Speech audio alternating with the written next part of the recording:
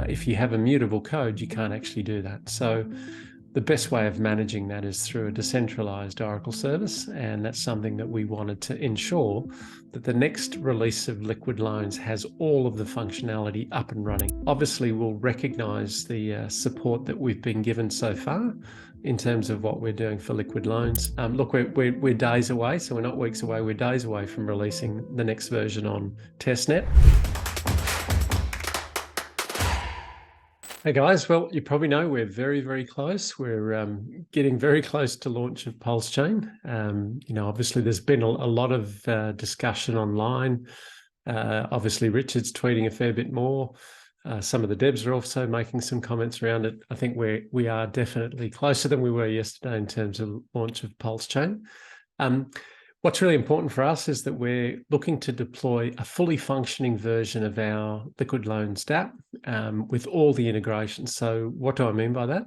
Well, primarily one of the challenges that we've always going to have with a project like Liquid Loans is to actually have accurate price feeds and to do so in a decentralized way. So you guys know that we've been looking to, we're working very closely with the Telor team just to build an Oracle service that's native on PulseChain. Main reason for that is we didn't want to be looking at bridging in tokens for something. We actually wanted to launch a project natively on PulseChain. So we're well on our way, and we actually have the fully integrated version of the Telor Oracle up and running now. Challenges for us really is probably more just to communicate that, working with other teams that may be interested in using an Oracle price feed. There are some technical reasons why we've decided to go that way, and I think probably the primary one is when you just call a price feed from a decentralized exchange like PulseX, there's always a potential risk of failure, and what I mean by that is because it's a single point or a single liquidity pool that you might be drawing from, if that liquidity pool changes or if it migrates to a different version of PulseX in the future, it becomes a single point of failure. And that creates a problem for projects like Liquid Loans, where once we deploy, the code's immutable, so we can't be making changes. So it's really important for us to actually use an Oracle service. The other reason is that it actually provides for redundancy. So we imagine a day where PulseX or the mechanics of PulseX might migrate to something like Uniswap v3. When that happens, as you guys know, different liquidity pools are formed. And so again, if you have a direct feed from a DEX, you do need to migrate to the new version. Ultimately, you're moving from a liquidity pool on one to potentially a liquidity pool on another. If you have immutable code, you can't actually do that. So the best way of managing that is through a decentralized Oracle service, and that's something that we wanted to ensure that the next release of Liquid Loans has all of the functionality up and running. We're really excited by the types of things that we'll be introducing.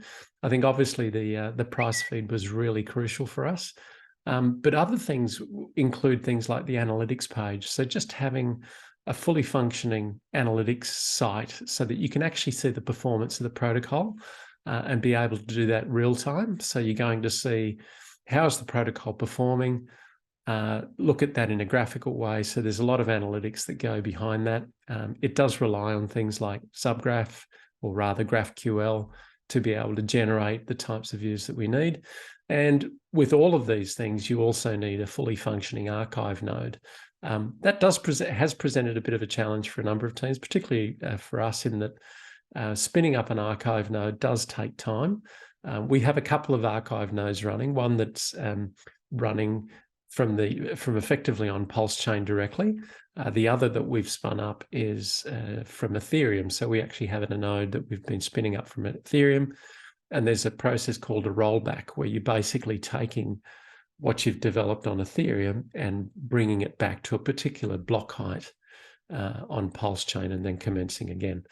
Those things take time. They're very CPU and memory intensive, and it's taking a little while to sync those fully.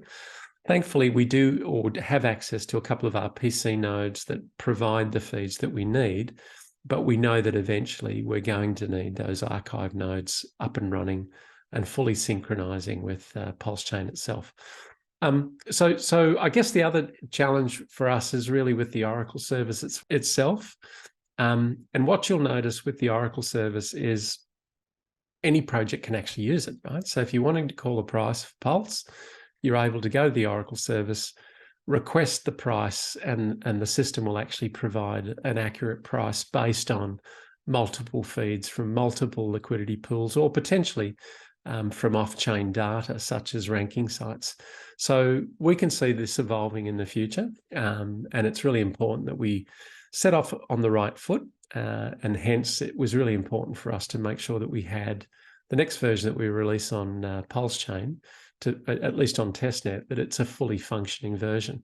The other thing that you might want to think about, and certainly it's exciting for us and should be exciting for the community, and that is because we're actually developing something. It's a brand new project, effectively. Again, I can't release the name just yet. There's a few marketing things that we need to resolve, but fundamentally, it's a brand new project that will be running on PulseChain. There'll be more details that will follow in terms of the mechanics.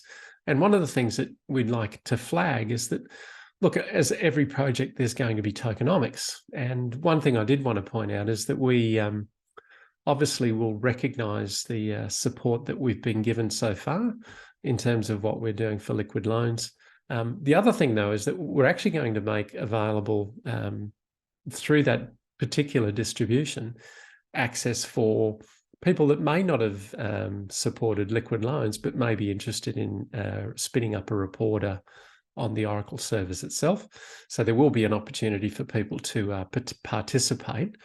I mean, the reality is that we're providing this for the community at whole. So it's not something that we're specifically focusing on just for liquid loans. The intent of this service is to actually support any other DeFi project that may have a need to call a price of Pulse, or any other token that may exist on PulseChain. We've had conversations with some teams so far, and I think that we're really happy to engage in conversations to assist those teams. So very happy to do that. It's just a matter of reaching out. Again, it's something that we know that this is going to be quite helpful for other projects. So very happy to entertain discussions along those lines. Look, we're days away, so we're not weeks away. We're days away from releasing the next version on testnet. Again, it's really exciting times.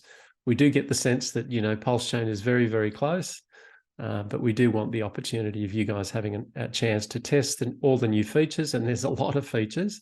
So really happy for you guys to explore all of those things. So we're really excited. I know that it's getting very, very close to launch of PulseChain, and from our point of view, we're excited about all the features that we're bringing to the community.